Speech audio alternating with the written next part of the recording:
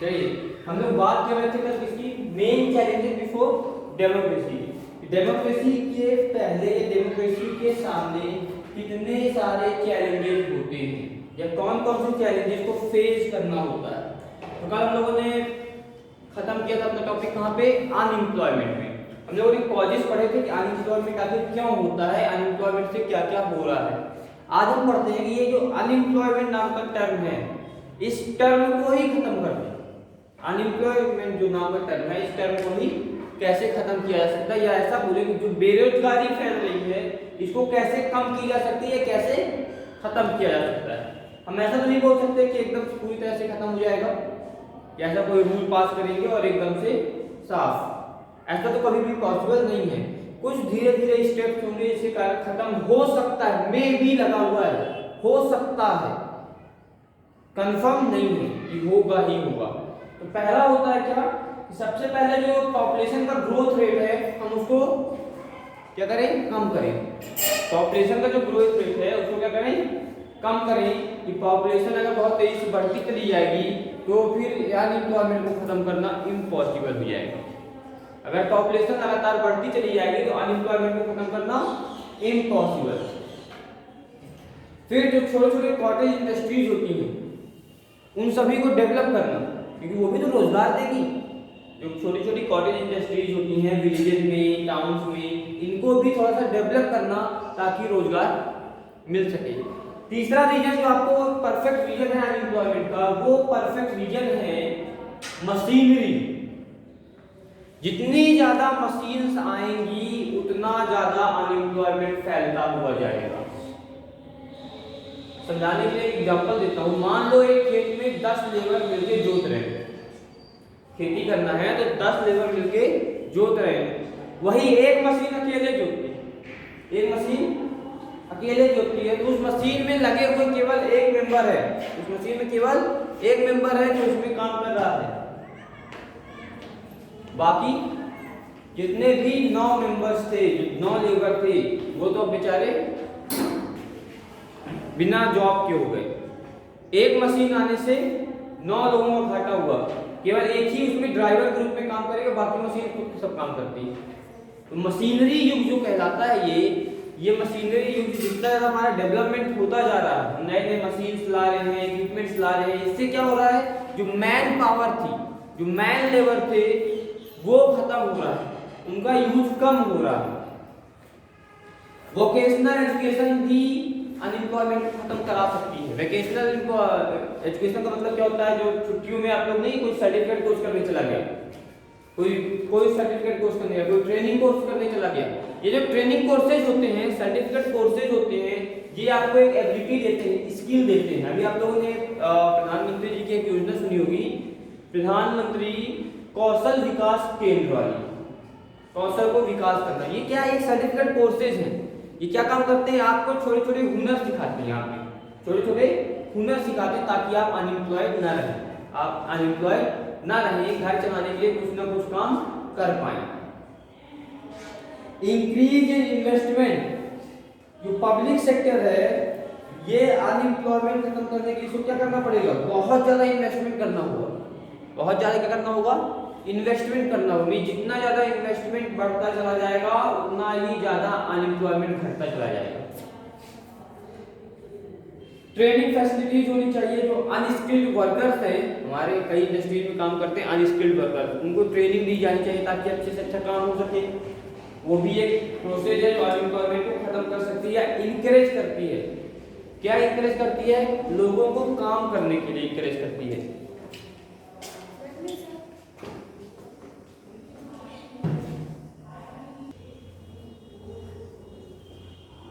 हम लोगों ने अभी क्या पढ़ा है, अभी हम लोगों ने पढ़ा है कि जितने भर मेजर्स होते हैं या जितने भर प्रिकॉशंस लिए जा सकते हैं, किसके लिए, अनएम्प्लॉयमेंट को रोकने के लिए। अब हम लोग ऐसा बोल सकते हैं कि वोकेशनल सर्टिफिकेट्स चालू करें, एजुकेशन चालू करें। वोकेशनल एजुकेशन का मतलब जो ट्रेनिंग कोर्सेज होते हैं, सर्टिफिकेट्स जिसमें मिलते हैं, मींस स्किल डेवलप करते हैं, अपनी क्या काम करते हैं, स्किल डेवलप करते हैं। अब वोकेशनल क्यों लिखा हुआ है, वोकेशनल इसलिए लिखा हुआ है क्योंकि वोकेशंस में किया जाता है। छुट्टियों के समय पे जब आदमी के पास टाइम होता है, हमारे पास टाइम होता है कि चलो 1 महीने का टाइम है, 1 महीने में क्या करें, कोई सर्टिफिकेट कोई स्किल सीख के आते हैं, खाना बनाना सीख लेते हैं, एक स्किल है। कुछ नहीं आ रहा सिलाई करना सीख लेते हैं, स्किल है। कुछ भी नहीं आ रहा चलो पेंट करना सीख लेते हैं, वो भी स्किल है। ड्राइंग बनाना सीख लेते हैं, वो भी स्किल है। ये सारी स्किल्स जब हम लोग सीखते हैं तो हमारे पास जब स्किल्स होती हैं तो हम अनएम्प्लॉयड तो नहीं रह सकते, हम अनएम्प्लॉयड नहीं रह सकते, ये कंफर्म है। और सबसे मेन इशू क्या है, सबसे मेन इशू है कि अपनी पॉपुलेशन जब तक नहीं घटेगी तब तक अनएम्प्लॉयमेंट नहीं रुकेगा। पॉपुलेशन ग्रोथ बढ़ती चली जाएगी और अनएम्प्लॉयमेंट भी बढ़ता चला जाएगा।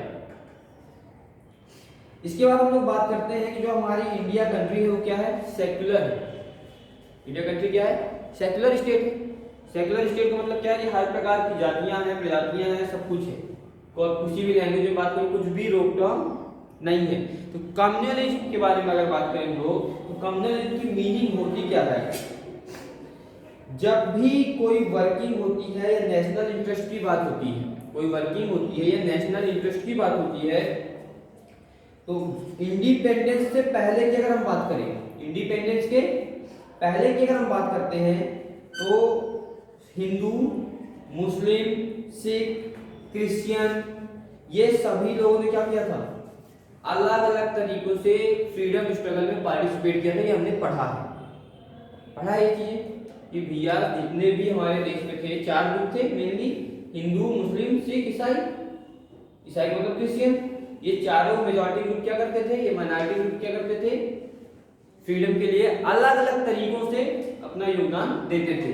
जब अलग अलग तरीकों से अपना योगदान देते थे, फिर उसके बाद क्या हुआ, इंडिपेंडेंस पाने के बाद इंडिया 2 पार्ट में डिवाइड हो गया, मुस्लिम का पार्ट और हिंदू का पार्ट। मुस्लिम का पार्ट चला गया पाकिस्तान और हिंदू का पार्ट कहाँ रह गया, इंडिया। इंडिया ने फिर भी सेक्युलर स्टेट अपनाए रखा, हर जाति को बढ़ावा दिया, हर जाति का सम्मान दिया। पाकिस्तान ने अपने आप को इस्लामिक घोषित कर दिया, वो क्या है, इस्लामिक है, मींस वो केवल मुस्लिमों का देश है ऐसा घोषित कर दिया गया, अनाउंस कर दिया गया, तो वो केवल इस्लामिक देश है, उसको इस्लामिक घोषित कर दिया गया।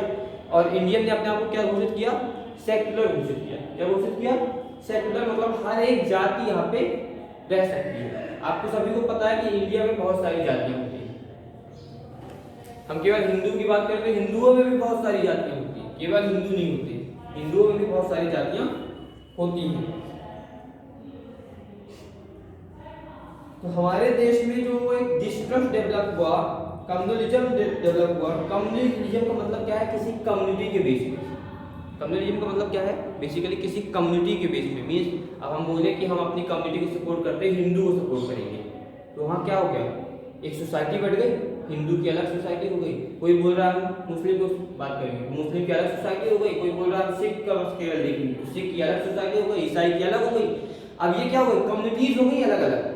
अब सभी की अलग अलग कम्युनिटीज अलग अलग प्रकार से काम करेंगी, सभी एक साथ काम करती नहीं है, सभी अलग अलग प्रकार से काम करती है। और हम लोगों ने फ्रीडम स्ट्रगल में पढ़ा भी है कि किस प्रकार से अलग अलग कम्युनिटीज ने अपना योगदान दिया, किस प्रकार से अलग अलग कम्युनिटीज ने अपना योगदान दिया। सभी ने एक जैसा योगदान नहीं दिया। कुछ क्या करते थे, वायलेंस का साथ देते थे, कुछ नॉन वायलेंस का साथ देते थे, कुछ अपने केवल जाति के लिए लड़ते थे, मींस अपनी कम्युनिटी के लिए केवल लड़ते थे। जैसे मुस्लिम, जिन्ना के बारे में आप लोगों ने पढ़ा है, जिन्ना ने क्या किया, केवल अपने मुस्लिम यूनियंस के लिए लड़ा था। और उन्होंने आजादी के बाद ये मांग रखी थी कि पाकिस्तान को अलग कर दिया जाए ताकि मुस्लिमों का देश अलग हो जाए। ये मांग किसके द्वारा रखी गई थी, जिन्ना द्वारा रखी गई थी। और जिन्ना एक क्या थे, पढ़े लिखे व्यक्ति थे, एजुकेटेड पर्सन थे। उन्होंने अपने सोसाइटी के लिए ऐसा काम किया था। इंडिया और पाकिस्तान का जो ब्रेक हुआ था, जो टूटा था, ये केवल ब्रिटिश के कारण नहीं टूटा था, ये इंडियंस के कारण भी टूटा था। क्योंकि इंडियंस उसमें डिमांड कर रहे थे कि हिंदू कम्युनिज्म को अलग कर दिया जाए और इस्लामिक कम्युनिज्म को अलग कर दिया जाए। दोनों ने मांग की थी कि हिंदू अलग हो जाए और इस्लामिक अलग हो जाए, तो इंडिया और पाकिस्तान बढ़ गया था। और ब्रिटिश की तो ये रूल नहीं था, ब्रिटिश का तो ये हमेशा से रूल था, डिवाइड एंड, क्या कहता था ब्रिटिश, डिवाइड एंड रूल, तोड़ दो और फिर शासन करो। कभी भी सामने नहीं आता था, एक दूसरे को भिड़ा देता था और वो आपस में ही खत्म हो जाता था। ये जो कम्युनलिज्म के लिए फैक्टर्स थे, तो सबसे पहला फैक्टर क्या था, जो ब्रिटिश की पॉलिसी थी। क्या थी? ब्रिटिश की पॉलिसी थी, कौन सी? Dividing the country. इस कंट्री, ये जो पॉलिसी थी, इसी के कारण जो कम्युनलिज्म था वो कंट्री में क्या हुआ? फैल गया। ब्रिटिश ने जब डिवाइड किया कंट्री को हिंदू मुस्लिम करके, तब कम्युनलिज्म क्या हुआ? फैलना चालू हो गया। सभी लोग हिंदू को पक्ष लेना चालू कर दिया और मुस्लिम को पक्ष लेना चालू कर दिया। तो ये जो डिवाइडिंग कम्युनिटी थी, ये डिवाइडिंग पॉलिसी थी, इसी के कारण ये सारे काम हुए। दूसरा हम लोग बोल देते हैं कि जो पॉलिटिशियंस होते हैं और जो पॉलिटिकल लीडर्स होते हैं, ये भी कम्युनलिज्म फैलाने का काम करते हैं। पॉलिटिकल लीडर्स और पॉलिटिकल पार्टी, ये सभी कम्युनलिज्म फैलाने का काम करते हैं। आप लोगों ने कई बार बयान सुने होंगे, टेलीविजन में देखे होंगे, कई सारे लीडर्स आते हैं और बयान देते हैं, कुछ ना कुछ बोल के जाते हैं। अपनी कम्युनिटी के बारे में बोलते हैं कि अच्छा है और दूसरी कम्युनिटी को क्या बोलते हैं? बुरा है। अभी आप लोगों ने राम मंदिर जब बना था इंडिया में, तो आप लोगों ने एक कॉन्फ्रेंस सुनी होगी, हिंदू मुस्लिम की अलग से कॉन्फ्रेंस, बहस होने लगी थी। हालांकि वो दब गई है, शांत है, कंट्रोल्ड है, बट उस समय वो हिंदू मुस्लिम की बहस चालू हो गई थी। ये जो कम्युनिटी है, ये मेनली एक फैला था कहाँ से? जो डिवाइडिंग हुआ इंडिया का हिंदू मुस्लिम के बीच में, वो डिवाइड क्या किया? कम्युनलिज्म को फैला दिया। दूसरा कहाँ से फैला? ये जो हमारे पॉलिटिकल लीडर्स होते हैं, ये अपने वोट बैंक के लिए, अपने आप को जिताने के लिए ये कम्युनिटी के साथ देते हैं, हिंदू मुस्लिम में लड़ाई करा देते हैं, या उसके ऐसे बयान देते हैं। और जो हम अगर ऐसी बात करें कि ये जो रिलीजियस सेक्ट होता है, या हम ऐसे बात करें कि अपने इलेक्शंस को जीतने के लिए किसी भी हद तक जो जाते हैं रूलर्स, पॉलिटिकल पार्टी और पॉलिटिकल लीडर्स, ये क्या काम करते हैं? इनको जो पैसा लगता है कि कम्युनलिज्म को बढ़ाने पे उनका फायदा हो रहा है, तो वो कम्युनलिज्म को बढ़ाते हैं, बयानबाजी ऐसी करते हैं और दंगे भी करवा देते हैं। आप लोगों ने बहुत सारे इंडिया में दंगे हुए हैं, आप लोगों ने अगर हिस्ट्री पढ़ी होगी, न्यूज़पेपर देखे होंगे, पढ़े होंगे, तो आपको कई सारे ऐसे दंगों के बारे में नॉलेज मिलेगा, जो लीडर्स के बयानों के बाद हुआ। हिंदू मुस्लिम में लड़ाइयाँ हुई। फिर इसके बाद कुछ क्या होते हैं, जो पॉलिटिकल लीडर होते हैं, क्यों ऐसा करते हैं? अपने सेल्फ मोटिव्स को पाने के लिए ऐसा करते हैं, अपना खुद का काम करने के लिए। वो केवल क्या चाहते हैं? सत्ता में आना चाहते हैं, अपने आप को डेवलप करना चाहते हैं, एज ए रूलर अपने आप को बैठाना चाहते हैं। केवल इस कारण से वो एक कम्युनलिज्म का गेम खेलते हैं। कम्युनलिज्म हमारी सोसाइटी के लिए बहुत ही ज्यादा हानिकारक है। कम्युनलिज्म हमारी सोसाइटी के लिए बहुत ज्यादा हानिकारक है। जब भी जातिवाद की लड़ाइयाँ होगी, कम्युनिटी बेस पे लड़ाइयाँ होंगी, तो वो देश की स्मृति पे घातक होगी, या देश के उन्नति पे इम्पैक्ट डालेगी अपना। कभी भी देश का बढ़ावा उससे नहीं होगा। आप लोगों ने और ये भी देखा होगा कि कई सारी कंट्रीज हैं, इंडिया तो सेक्युलर स्टेट है, इंडिया की तो बात ही अलग है। कई सारी ऐसी कंट्री हैं जो सेक्युलर नहीं होती, जो एक कम्युनिटी पे बेस होती है। कोई मुस्लिम कंट्रीज है, कोई हिंदू कंट्रीज है, कोई सिख कंट्रीज है, कोई ईसाइयों की कंट्री है। ईसाइयों की कंट्री यूरोप में, सभी को पता है, यूरोपियन जो होते हैं वो ईसाई धर्म को मानते हैं, मैक्सिमम यही पाया गया है। चाइनीज जो होते हैं वो भी कम्युनलिज्म को मानते हैं, सेक्युलर नहीं मानते, वो भी क्या मानते हैं? कम्युनलिज्म मानते हैं। आप अगर यहाँ बात करो किस तरफ? इस्लाम तरफ, या इजराइल वगैरह आप लोगों ने, वहाँ क्या होते हैं? मुस्लिम होते हैं। साउथ नॉर्थ कोरिया का नाम सभी ने सुना होगा। नॉर्थ कोरिया में कौन पाया जाता है? इस्लाम पाया जाता है। वो इस्लामिक कम्युनिटी का, इस्लामिक कम्युनिज्म वहाँ पे फॉलो होता है। वहाँ पे दूसरे जाति वालों को कोई फायदा नहीं मिलता। वहाँ तो ऐसा होता है, बहुत खतरनाक रूल्स हैं वहाँ पे, ऑन द स्पॉट फैसले होते हैं, कोई रियायत नहीं किसी के लिए।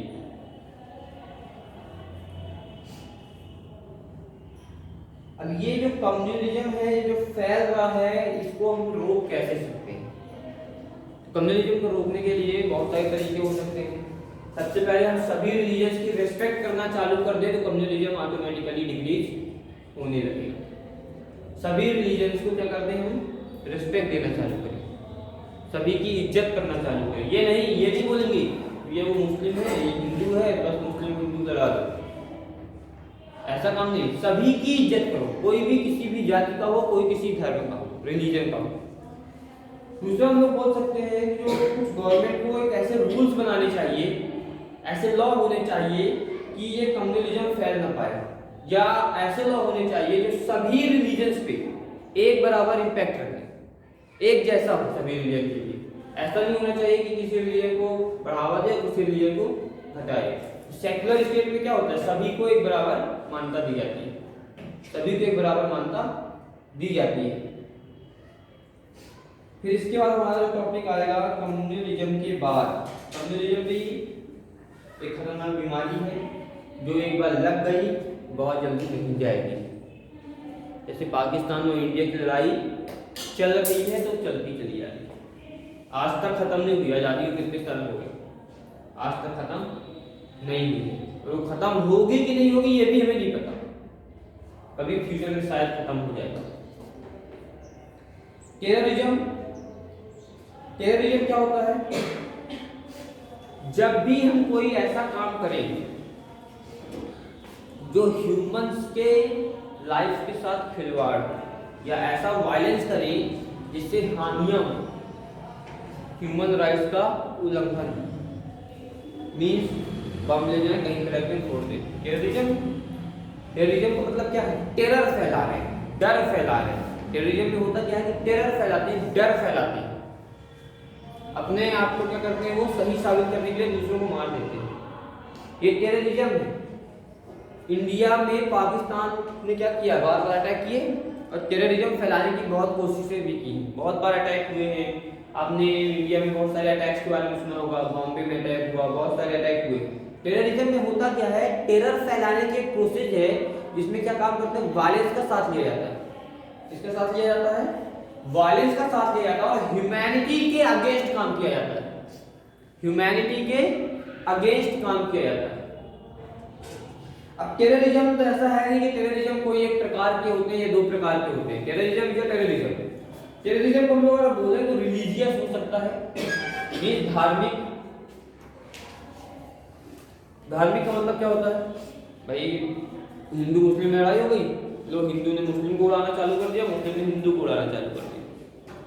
मान लेते हैं कि दो ग्रुप में किसी में भी लड़ाई होती है, क्या करते हैं दोनों का, एक दूसरे को मारना चालू करते हैं। सतना का भी एक एग्जांपल लेता हूँ, जस्ट अभी इंसिडेंट है आपका 1 महीने पहले का, सतना का आपका मटहरा गांव है, वहां का इंसिडेंट है। वहां पे क्या हुआ, ये भी टेररिज्म की पॉलिसी ही थी, रिलीजियस टेररिज्म, टेररिज्म तो नहीं बोलेगा, रिलीजियस अटैक ही था। टेररिज्म तो नहीं बोलिए, रिलीजियस अटैक था। मीन्स गांव की लड़ाइयां थी, जातियों के बीच, जातियों की लड़ाइयां थी। उस एक जाति के लोगों को दूसरे जाति के लोगों ने मारा था, दूसरे जाति के लोगों ने वेट किया और जो उस जाति के लोग आते थे उनको मारते थे, चाहे वो उसमें पार्टिसिपेट किए हो या नहीं हो, उनको मारे हो या ना मारे हो, उस जाति के हैं तो मार खाएंगे। ये सिस्टम चल रहा था, पूरी सतना डिस्ट्रिक्ट वहाँ पे लगी हुई थी, कंट्रोल कर लिया गया, सब कुछ ठीक चल रहा है, नॉर्मल चल रहा है। ये भी एक रिलीजियस एक्ट, रिलीजियस के बेस पे था, जातियों के बेस पे था।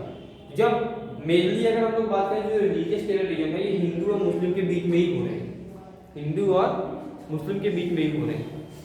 आप लोगों को पता होगा जो इजराइल में बहुत सारे हमले होते हैं, वहां पे भी टेररिज्म किसके बेस पे होता है, जातियों के बेस पे होता है, रिलीजन के बेस पे होता है। और इंडिया में तो अक्सर रिलीजन के बेस पे होते रहते हैं।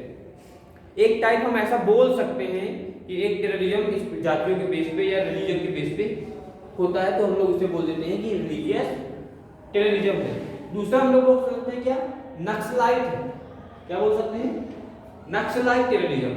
अब नक्सलाइट क्या होते हैं, जब किसी दूसरे कंट्री के लोग लॉ एंड ऑर्डर को तोड़ करके अपने देश, दूसरे देश में, किसी दूसरे अन्य देश में जाते हैं और वहां पे अटैक करते हैं, तो हम लोग उसे बोलते हैं कि नक्सलाइट अटैक। क्या बोलते हैं, नक्सलाइट अटैक। और जम्मू और कश्मीर में अक्सर हो रहा है, लगातार आपको न्यूज में सुनते मिलेगा कि नक्सलाइट अटैक हुआ, इतने नक्सलाइट को मार दिया गया। नक्सलाइट का मतलब क्या, रूल्स और रेगुलेशन को छोड़कर, ब्रेक कर असंवैधानिक तरीके से देश के अंदर आए, किसी के देश के अंदर आए और फिर आर्म्स लेके आए और वहां पे हमले करें, तो ये कहलाता है नक्सलाइट टेररिज्म। फिर कम्युनल टेररिज्म। तो कम्युनल का मतलब क्या होगा, यहाँ पे आपको पता है जो ईस्ट इंडिया ट्राइबल और नॉन ट्राइबल ट्राइबल और नॉन ट्राइबल, ईस्ट इंडिया में बहुत लड़ाइयाँ होती हैं ट्राइबल्स के बीच में और नॉन ट्राइबल्स। ट्राइबल्स भी एक कम्युनिटी है और नॉन ट्राइबल्स भी एक कम्युनिटी, दोनों के बीच में लड़ाइयाँ होती हैं। तो दो कम्युनिटी के बीच में जब लड़ाइयाँ होती हैं तो हम लोग बोल देते हैं कम्युनल टेररिज्म। तो ये 3 प्रकार के टेररिज्म को डिवाइड किया गया है, 3 प्रकार के टेररिज्म हो सकते हैं। तो टेररिज्म के लिए फैक्टर्स क्या हो सकते हैं? मान लो 2 देश हैं, एक दूसरे की बुराई करते हैं। अब जब एक दूसरे की कोई बुराई करेगा तो क्या होगा? जो वहां के लोग होंगे वो अपनी बुराई को सुन सकता है अपने देश की। कोई अगर बोलता है कि हिंदुस्तान बुरा है तो आप क्या सुन पाओगे? नहीं सुन सकते हो। कोई बोलता है पाकिस्तान बुरा है तो क्या पाकिस्तान के लोग ये सुन पाएंगे? भले कुछ भी हो सच्चाई, हमें नहीं पता सच्चाई क्या है, कौन बुरा है कौन अच्छा, हमें नहीं पता। लेकिन अगर 2 व्यक्ति एक दूसरे की बुराई करेंगे तो उनसे रिलेटेड पर्सन उस बात को बर्दाश्त नहीं कर पाएंगे और यहाँ पे क्या होगी? लड़ाइयाँ होंगी। ये भी एक फैक्टर है कि भैया एक दूसरे को बुराइयां करते हैं, एक दूसरे को हेटर्स होते हैं, इस कारण से भी टेररिज्म पैदा होता है। दूसरा क्या हो सकता है? इंफॉर्मेशन टेक्नोलॉजी भी टेररिज्म को फैलाता है। भाई मान लेते हैं हम लोग क्या कि कोई बाजार में बैठा हुआ है और बुराई कर रहा है कि भैया सुपर स्टील वाले के यहाँ जो बर्तन मिलते हैं वो खराब होते हैं। अब वहां पे सुपर स्टील वाले का कोई व्यक्ति था, उसने सुन लिया, अब उसने चारों तरफ फैला दिया ये व्यक्ति सुपर स्टील वाले की बुराई कर रहा है। अब सुपर स्टील वाला क्या शांत रहेगा? वो क्या करेगा? वो उनकी बुराइयां करना चालू होगा। अब टेलीविजन है, रेडियोज है, तो इससे क्या होता है? हम जब टेलीविजन में आके कोई बयान देते हैं तो पूरे देश भर में फैल जाता है, सभी जगह यूजली फैलता है। तो इसके कारण भी टेररिज्म फैल रहा है। और दूसरा, आप लोगों ने देखा होगा टेलीविजन में होता क्या है? अपनी टीआरपी को बढ़ाने के लिए किसी के बयान को तोड़ मरोड़ कर बोला जाता है। किसी ने अगर सीधे तौर से कुछ बोला हो तो उसको तोड़ मरोड़ कर उसकी 4 मीनिंगें बताई जाती हैं। वो 4 मीनिंगों से क्या होता है? किसी न किसी को वो मीनिंग बुरी लग सकती है और टेररिज्म फैलने का वो रीजन बन सकता है। न्यूज चैनल्स, टेलीविजन, रेडियोज, ये भी एक फैक्टर है जो टेररिज्म को बढ़ाते हैं। फिर हम लोग बात करते हैं ड्रग एडिक्शन। ड्रग्स क्या होते हैं? ड्रग एक ऐसी बॉडी है, ऐसा मॉलिक्यूल होता है, ऐसा सब्सटेंस होता है जो हमारे ब्रेन को इनएक्टिव कर देता है। हमारे ब्रेन को क्या कर देता है? इनएक्टिव कर देता है। भी तुम्हारे ब्रेन के पास सेंस नहीं रहता है कि वो क्या हो रहा है, उसको सेंस नहीं पता चलता है कि क्या हो रहा है, मींस झुन्न कर देता है। नॉर्मल लैंग्वेज के अंदर क्या करता है? झुन्न कर देता है। अब ड्रग से होगा क्या? जब ब्रेन झुन्न हो जाएगा तो आपको ये होश ही नहीं रहेगा कि आप क्या कर रहे हो, क्यों कर रहे हो, क्या रीजन है, कुछ भी आपको समझ में नहीं आएगा, इनएक्टिव हो गया। अब ड्रग के इफेक्ट क्या क्या हो सकते हैं?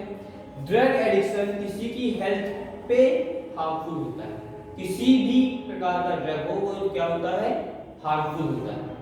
हम ऐसा नहीं बोलते कि सारे ड्रग, आपको ये पता होना चाहिए कि जो आपकी बीमारियां हैं उनको ठीक करने के लिए भी आपको ड्रग्स लेना होता है।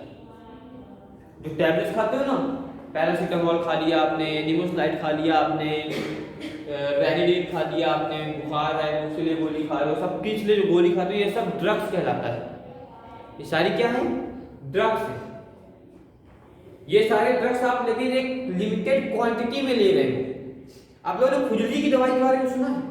किसी के शरीर में खुजली हो रही है तो सिट्रेजिन खाते हैं, लिवोसिट्रेजिन या सिट्रेजिन खाते हैं। लिवोसिट्रेजिन और सिट्रेजिन क्या है? ये फॉर्मूला है ड्रग्स का। ये क्या काम करता है? ये ब्रेन को सेंसलेस करता है, इनएक्टिव करता है, तो आपको पता नहीं चलता कि आपके शरीर में खुजली हुई है। आपको पता नहीं चलता कि आपके शरीर में खुजली हो रही है। आपको अगर एक और एग्जांपल दूं तो जब किसी के हाथ पैर में चोट लगती है और वहां पे टाके लगाने होते हैं तो क्या होता है? वहां उस पार्ट में एक इंजेक्शन लगाया जाता है ताकि वो पार्ट आपको पता ही नहीं चले कि वहां कुछ काम हो रहा है। उस पार्ट में इंजेक्शन लगाने से क्या हो? ब्रेन में जो नर्व उस पार्ट से कनेक्टेड है उसको क्या कर दिया? उसने इनएक्टिव कर दिया, सेंसलेस कर दिया। अब आपको पता ही नहीं चल रहा कि इस पार्ट में क्या हो रहा है, इस पार्ट में क्या होगा, आपको कुछ भी पता नहीं चलेगा। कोई कुछ भी कर ले, काट दे, कुछ भी करते, आपको कोई फर्क नहीं पड़ेगा। ड्रग एडिक्शन के कॉजेस क्या हो सकते हैं? जब आप, सिंपल सा कॉज होता है जब एक बार किसी काम को आदत डाल दो। आदत कैसे पड़ेगी? लगातार कोई काम करते रहो तो आदत पड़ेगी। लगातार कोई काम करते रहो तो आदत पड़ जाती है। अब आप बार बार रोज ड्रग्स लो तो आपको आदत हो जाएगी।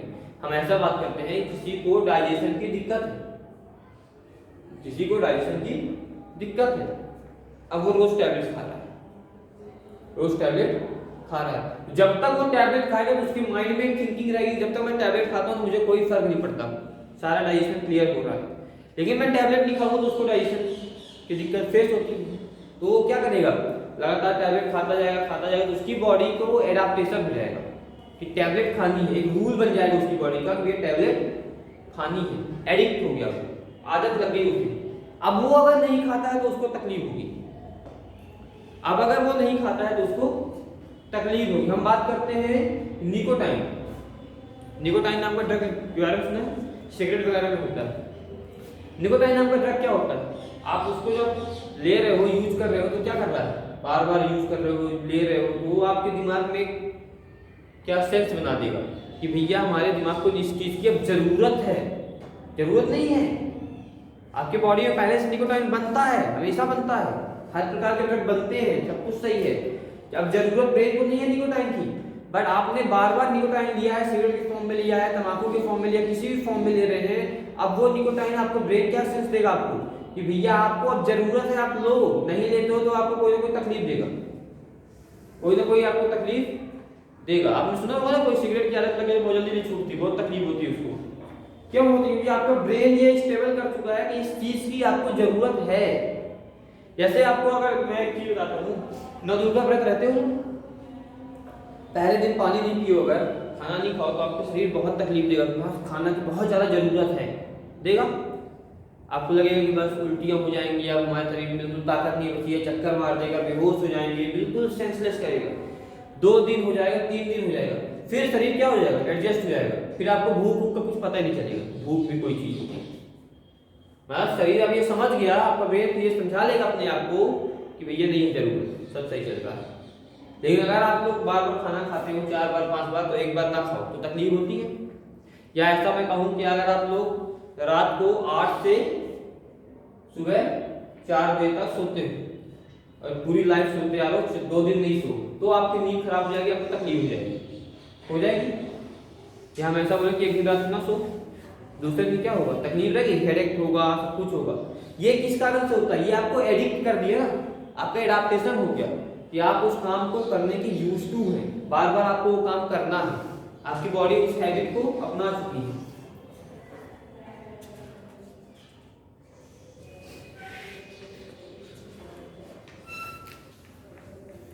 इम्पेरेंस in the way of success of democracy, democracy का सक्सेस कैसे होगा। हम बात करें कि इंडियन डेमोक्रेटिक सिस्टम में अभी तक ये टेक्स्ट वगैरह सब कुछ डेमोक्रेसी कुछ नहीं रहता है, हमने पढ़ लिया सब कुछ ठीक है।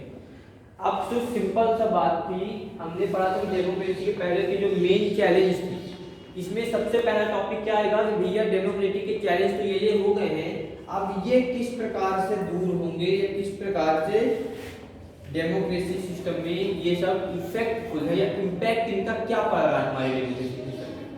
तो हम लोग पॉवर्टी और अनएम्प्लॉयमेंट की बात करें तो आज हमारे देश की टोटल पॉपुलेशन का 26%, टोटल पॉपुलेशन का 26% पॉवर्टी लाइन के नीचे लोग।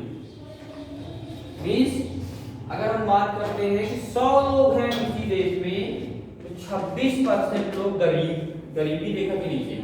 हमारे देश में कितने हैं, 130 करोड़, 130 करोड़, उसका 26% लोग गरीबी रेखा के नीचे, मींस गरीबी, अति गरीबी उनके अंदर, उनके साथ मींस खाने को भी नहीं पूरा होगा, हो सकता है ऐसी कंडीशन होगी कि खाने को भी नहीं पा रहे होंगे। Casteism, religion feeling, regional feeling, linguistic problems, ये भी हमारे कंट्री में बहुत ज्यादा है। कास्टिज्म वगैरह क्यों फैलता है, सेल्फिशनेस के कारण, हम अपने आप को बढ़ाने के लिए दूसरे को लड़वा देते हैं, खुद को सही करने के लिए हम क्या करते हैं, दूसरे को लड़वाते हैं। तब भैया कोई नेता आएगा, अपने फायदे के लिए उसने क्या किया, कास्टिज्म फैला दिया, कास्ट के बारे में बातें करना चालू कर दी, इस कास्ट के लोग बुरे होते हैं, इस कास्ट के लोग अच्छे होते हैं।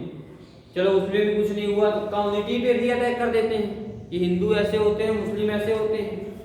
मीन्स उनको अपना फायदा निकालना है, चाहे वो किसी भी प्रकार से निकले, उनको इससे इश्यू नहीं होता है कि वो क्या काम कर रहे हैं।